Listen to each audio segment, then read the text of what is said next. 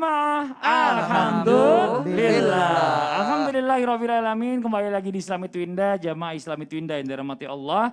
Masih kita hari ini membahas tentang tema sibuk mengejar hidup indah tapi lupa menyiapkan kematian indah. Nah ini yang kadang-kadang kita skip ya dengan asiknya duniawi ini. Jadi kadang-kadang akhirat ini malah kita nggak persiapkan sama sekali. Nah sekarang saya mau ngajak lagi jamaah Islam itu Indah yang ada di rumah untuk melihat lagi sebuah tayangan. Ada tayangan viral nih ya, penjual es krim yang meninggal dunia di atas motor saat berjualan. Innalillahi wa inna ilaihi raji'un. Ini dia tayangannya. Dilansir oleh suryamalang.com, pada foto tersebut terlihat seorang pria yang sudah berumur sedang berdiri sembari memeluk sepeda motor miliknya. Sementara itu, di bagian belakang sepeda motornya terdapat sebuah box es krim. Peristiwa tersebut terjadi di Dusun Talunongko, Desa Ledokombo, Kecamatan Sumber, Kabupaten Probolinggo, Senin 2 Maret 2020 sekira pukul 10 waktu Indonesia bagian Barat. Diketahui penjual es krim tersebut bernama Misyanto, 66 tahun, warga Dusun Gentengan, Kecamatan Leces, Kabupaten Probolinggo. Kesehariannya Misyanto bekerja berjualan es krim keliling dengan motor bebeknya.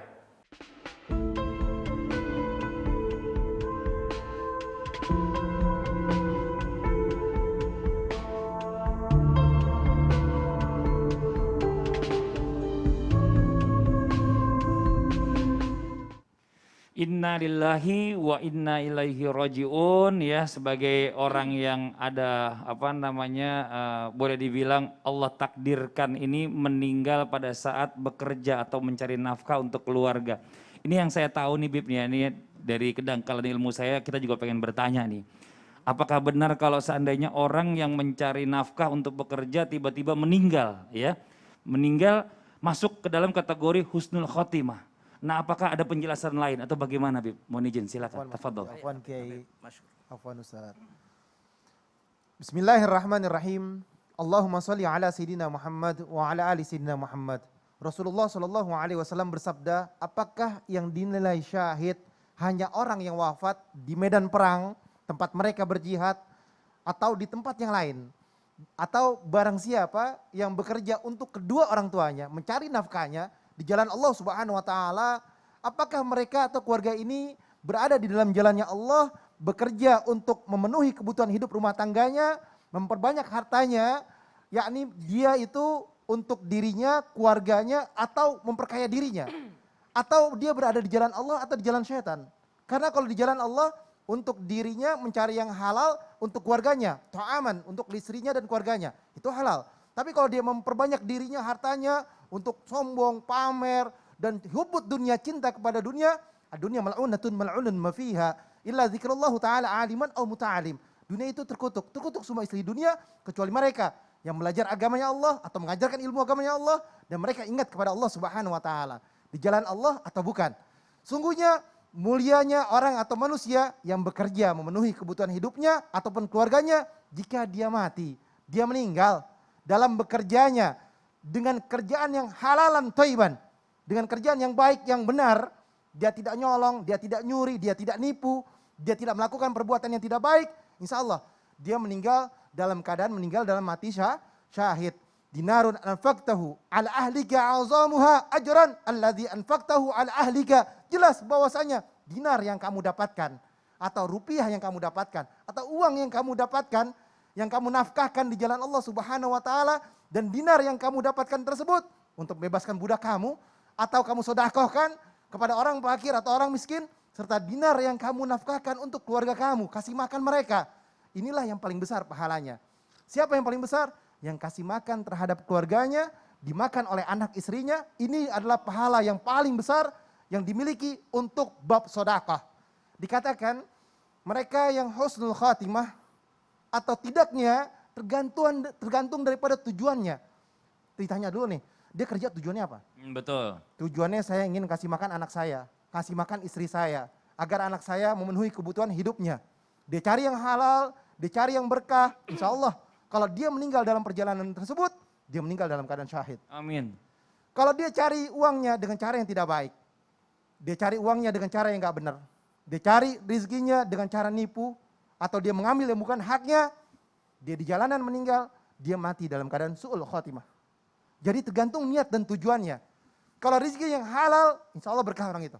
Kalau rezekinya tidak halal yang dia cari, maka tidak ada keberkahan di dalamnya. Ingat, dia juga ketika bekerja udah halal nih, udah bener nih. Kerjaannya bener, bagus. Sholat gak dia? Zuhur ditinggalin gak? Asar ditinggalin gak? Maghrib ditinggalin gak ketika di jalanan pulangnya? Oleh karena itu, manusia yang pintar, manusia yang cerdas adalah mengumpulkan amal ibadah sebanyak-banyaknya untuk kematiannya. Mengumpulkan rizkinya yang halal, yang berkah untuk anak istrinya. Agar apa? Masuk dalam darahnya, dagingnya menjadi yang halal, yang baik. Sehingga anak itu menjadi anak yang soleh, soleha. Kalau dicari yang haram, dia mengambil yang haram nih. Anaknya besok susah ngapalin Quran. Nauzubillah. Narik kepada kemaksiatan dan cenderung kepada perbuatan yang tidak baik. Subhanallah. Nauzubillah min zalik. Nah sekarang kita coba lanjut lagi nih ya. Ini Ustaz Syam nih, mohon izin nih Ustaz Syam. Kita bicara masalah tentang kita di muslim ini katanya tuh enaknya minta ampun. Karena apa? Karena kita ini bisa memilih sebenarnya. Kita mau meninggal secara husnul khotimah atau su'ul khotimah. Nah sekarang pastikan cita-citanya kita ini adalah meninggal pada saat kita kalau bisa husnul khotimah kan gitu.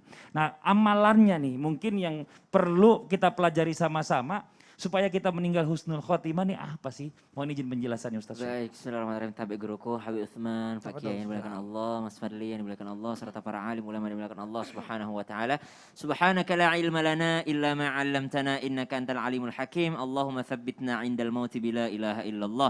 Allahumma rzuqnal istiqamah. Kita minta sama Allah supaya kita istiqamah. Amin. Maka yang pertama pengen ingetin buat teman-teman milenial sekalian karena masih jadi perdebatan nih tulisan daripada husnul khotimah. Ada yang nulisnya pakai K di awal husnul khotimah, ada juga enggak pakai K di awal. Sebenarnya bahasa Arabnya itu pakai ha. Ha yakni huruf ha kecil kalau kita biasa. Ha hi hubah. Jadi husnu, ihsan, hasan artinya baik. Husnul khotimah. Jadi kalau khotimahnya pakai K, khotimah, yang husnulnya tidak pakai K, husnul khotimah. Nah itu sedikit pengetahuan supaya kita nggak berdebat lagi di sosial media masalah penulisan Latin daripada husnul khotimah. Lawannya adalah su'ul khotimah. Su dari kata su'ul itu keburukan, akhir yang buruk. Nah pertanyaannya apa saja amalan agar kita mendapatkan yakni husnul khotimah tadi atau akhir yang baik yang tadi. Maka subhanallah kita tidak pernah tahu di mana kita meninggal. Kita tidak pernah tahu kapan kita meninggal dan kita tidak pernah tahu bagaimana kita meninggal. Tapi kita bisa memperbesar peluang. Kita bisa memperbesar peluang. Kita baru lihat tadi salah satu tayangan orang meninggal di atas motornya. Ya subhanallah orang yang sedang mencari nafkah. Karena memang menghabiskan waktunya untuk berada di atas kendaraan tersebut. Yakni mencari nafkah untuk keluarganya. Kita berhusnudzon saja. Kemudian ada orang yang meninggal di tempat maksiat. Mungkin karena frekuensi hidup dia memang berada di tempat maksiat. Ada orang yang meninggal di masjid. Kenapa dia bisa meninggal di masjid? Karena dia rajin ke masjid. Jadi kita bisa memperbesar peluang bagaimana kita meninggal husnul khotimah, yakni dengan cara memperbaiki kehidupan kita. Ada orang subhanallah meninggal ketika dalam perjalanan ke masjid. Kenapa? Karena emang rajin ke masjid. Karena setiap 5 waktu dia udah jalan ke masjid. Ada orang yang meninggal dalam keadaan sujud. Kenapa? Karena rajin sujud. Ada orang yang meninggal buruk. Kenapa? Karena memang hari-harinya waktu yang diberikan Allah 24 jam itu mayoritas dipakai untuk berbuat keburukan. Walaupun kita tidak pernah tahu, tapi kita bisa mengambil peluang-peluang yang ada. Nah subhanallah, ambil peluang yang ada. Perbaiki amal-amal ibadah kita. Nah yang kedua, berdoa kepada Allah subhanahu wa ta'ala. Sungguh seorang hamba, dia banyak orang mendatangi dengan amalan-amalan penghuni surga, namun berakhir menjadi penghuni neraka. Namun hal-hal seperti ini kita juga tidak bisa menghindari. Ada orang yang berakhir dengan amalan neraka. Kenapa? Karena nyoba-nyoba. Subhanallah. Jadi buat teman-teman yang udah mulai hijrah, jangan coba untuk kembali lagi. Yang udah mulai taubat, jangan mencoba untuk udahlah cobain aja dulu deh, cobain dulu. Subhanallah. Sebaliknya, ada seorang hamba yang menurut pandangan manusia ini amalan penduduk neraka, namun berakhir dengan menjadi penghuni surga. Ada seorang sufi, hobinya tiap malam itu datang ke tempat maksiat. Kemudian membeli minuman keras, subhanallah. Lalu kata istrinya mengatakan, janganlah kamu demikian, nanti orang berburuk sangka kepadamu. Benar, masyarakat berburuk sangka kepadanya. Namun apa kata suaminya? Nanti yang solati saya banyak, seluruh penduduk negeri ini akan solati saya. Tidak ada yang akan mengabaikan saya. Kenapa? Karena ternyata betul diabaikan jenazahnya, namun yang datang mengangkatnya adalah seorang raja. ternyata ketahuan dia datang ke tempat maksiat untuk memberikan sedekah. Malam ini kamu jual diri, saya yang membelinya, jangan kau melakukannya. Malam ini kau jual minuman, saya beli semuanya, jangan kau kasih orang. Lalu dia tumpahkan semua minumannya. Jadi subhanallah, kita juga nggak boleh memandang manusia Masya yang berhak Allah. adalah Allah Subhanahu wa taala. Luar biasa. Jadi kalau kita seandainya kita mau mati husnul khotimah juga, jadi kita melakukan kebiasaan-kebiasaan yang baik. Betul. Karena biasanya orang meninggal itu sesuai dengan kebiasaannya ya. Kebiasaannya. Sesuai dengan kebiasaannya. Perbesar peluang gitu. Nah sekarang kita lanjut lagi nih Pak Kiai nih, mohon izin nih ya. baik. Di dalam Islam ini kan banyak orang yang namanya sibuk Iya. mengejar dunia untuk akhirat pastinya Iya. kan gitu. Tapi ada juga orang yang bilang banyak orang yang meninggal dunia atau mungkin nanti susah nih katanya masuk ke dalam surganya atau sakaratul mautnya karena sibuk mengejar dunianya aja. Bagaimana nih yang bikin dia tuh susah masuk ke dalam surga atau susah dalam sakaratul maut? Karena kalau misalnya dia ngejarnya dengan kebaikan, untuk kebaikan insya Allah kan gampang nih. Iya. Yang bagaimana yang bisa mencelakakan? Mohon izin Baik, penjelasannya. Kak Fadli, Iya. Habib, izin Tafadhol, Kiai. Pak Kidam. Bismillahirrahmanirrahim. Man syabba alaihi syai' syabba alaihi. Siapa orang yang membiasakan masa mudanya seperti itu, matinya pun akan seperti itu. Ini kelihatannya ahli surga semua ini. Amin. Amin, ya ya Allah. Amin, ya Pemirsa Rabb. Indonesia juga ahli surga. Amin, amin, ya Penggemar, pencinta, penyayang Islam itu Indah Trans TV. Saudara, banyak orang yang wafatnya dalam keadaan negatif atau su'ul khotimah. Ada sebaliknya, husnul khotimah. Meninggal mudah atau tidak, sulit atau gampang, tergantung kepada amal solehnya. Ustadz Syam barusan mengatakan istiqomah. Memang istiqomah itu khairun min alfi karamah. Kalau orang yang istiqomah, percaya deh. Dia dijaga terus sama malaikat. Nahnu awliya'ukum fil hayati dunia wa fil akhirah. Walakum fiha ma tastahi anfusukum. Walakum fiha ma tada'un nuzulam min ghafurir rahim. Bahwa malaikat itu turun kepada orang yang istiqomah. Kepada orang yang beriman. Percaya. Ternyata Allah mengatakan tatanazzalu alaihimul malaikah alla takhafu wa la tahzanu wa absyiru bil jannati allati kuntum tu'adun. Apalagi anak-anaknya Masya Allah soleh dan solehah berdampingan kepada abi dan uminya, mama, papa, ayah, bunda, abi, umi. Apalagi kemarin lebaran Idul Fitri sudah nggak punya orang tua lagi. Memang deposito investasi tabungan kita adalah sedekah jariyah, ilmu yang bermanfaat dan anak yang soleh. Itulah yang dikatakan bahwa kita semua akan mendapat kebahagiaan dunia akhirat tergantung pada kita. Men proposis God disposis. Jangan disangka nanti perbuatan kita akan ditanya, dipertanggungjawabkan di hadapan Allah. An umrihi fima afna. Wa an sababihi fima ablah wa amalihi min aina tasabahu wa fima anfaqahu. Coba deh, sekarang kita terbayang deh dengan orang tua kita yang baru saja meninggal kemarin. Allahu Akbar. Makanya Robbi ja'alni muqimas shalah wa min dzurriyyati rabbana wa taqabbal doa. Ada doanya Robbi ja'alni muqimas shalah, ya Allah. Jadikanlah aku penegak salat yang nanti akhir hayatnya happy ending, husnul khatimah. Itu dambaan kita ya Rabb. Kita takut bahwa saya ini kalau meninggal dunia mau dibawa kemana? Kita nggak tahu, surga kah atau ke neraka kah? Aku tak tahu. Wala tahzanu, jangan kamu sedih. Kenapa sedih manusia? Itu pendampingku, istriku sama siapa? Siapa yang menjamin? Anak-anakku sama siapa? Makanya malaikat mengatakan wala tahzanu. Wa absyiru. Kasih tuh kabar gembira kepada orang yang beriman istiqomah tadi dengan surga yang Allah janjikan. Nahnu awliya'ukum fil hayati dunia wa fil akhirat. Akulah pelindungmu, kawan-kawanmu semua di dunia maupun di akhirat. Apa yang kamu minta nanti di surganya Allah, yang kamu inginkan pasti dijamin sama Allah Subhanahu wa taala. Catatan, iman dan istiqomah. Amin. Semoga kiai kita, subhanallah, Amin, amin, istiqomah dalam ilmunya dan diberikan kepada umatnya menjadi hamba yang paripurna. Mohon izin, Amin. sukses dan berkah selalu. Amin, amin ya Rabbal Alamin. Masya Allah. Saya kembali lagi akan mengajak jamaah untuk melihat lagi sebuah tayangan. Ada sebuah tayangan muazin yang meninggal saat mengumandangkan azan subuh.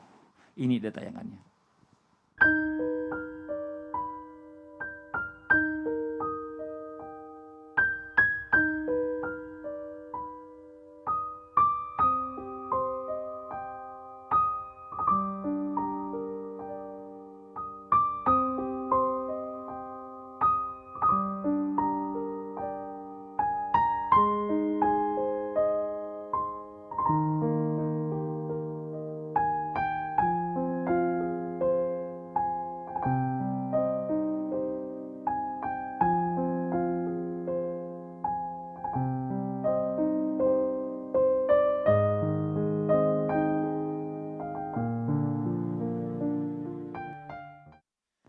Inna lillahi wa inna ilaihi rajiun. Ini adalah Masya Allah akhir yang luar biasa hidupnya ini ya. Sebagai muazzin ini, masjid ini.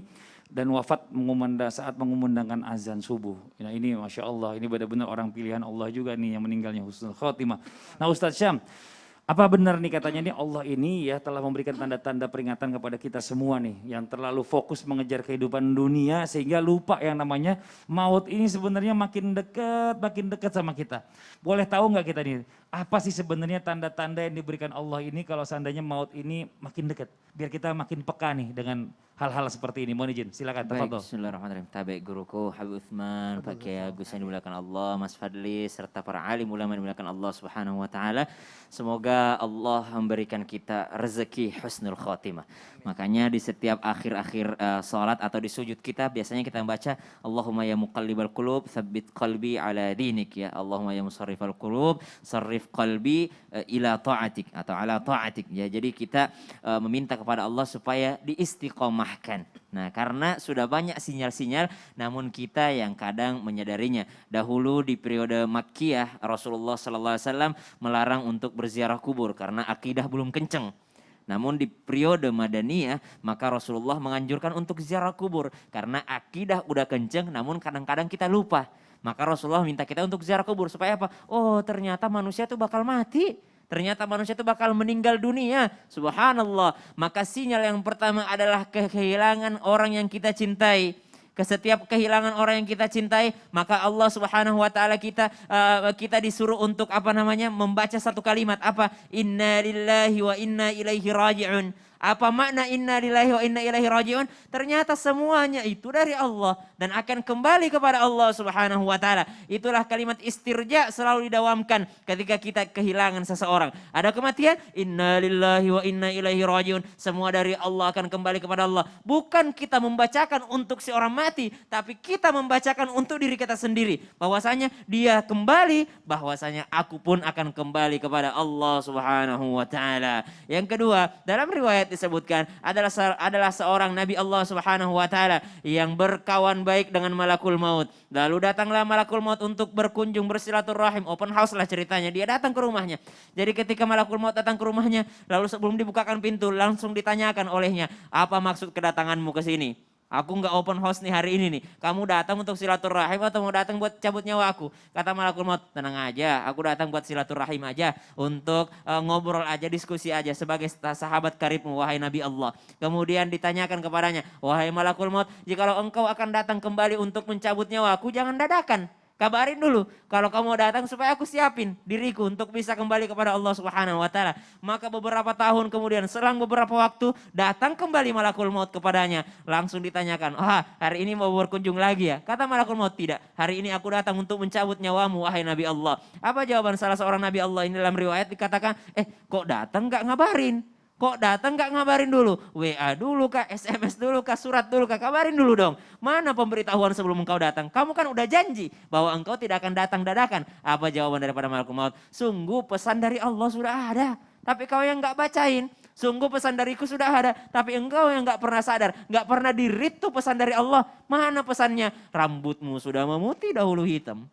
Tubuhmu yang dahulu tegap sekarang udah mulai membungkuk. Engkau yang dahulu sanggup berjalan jauh sekarang udah berkurang jalan kakinya. Dahulu engkau yang sholat berdiri berjam-jam sekarang engkau sholat duduk." Itu semua tanda-tanda sinyal-sinyal dari Allah. Namun kadang-kala kita yang gak pernah ngerit lewat aja gitu. Subhanallah. Maka tanda-tandanya sudah banyak sekali. Dalam surah Al-Baqarah dikatakan, "Dan kami pasti akan mengujimu. Walanabluwannakum bisyai'im minal khawf والجوع ونقص من الأموال والأنفس والثمرات وبشر الصابرين."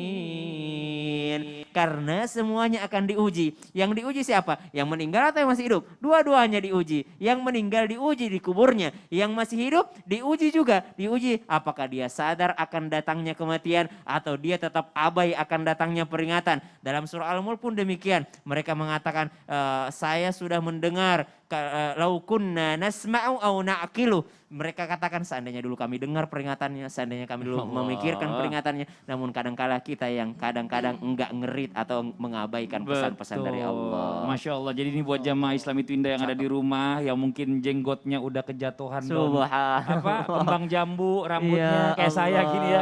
Harus Uban. lebih mikir lagi hidup. Uban. Iya uban.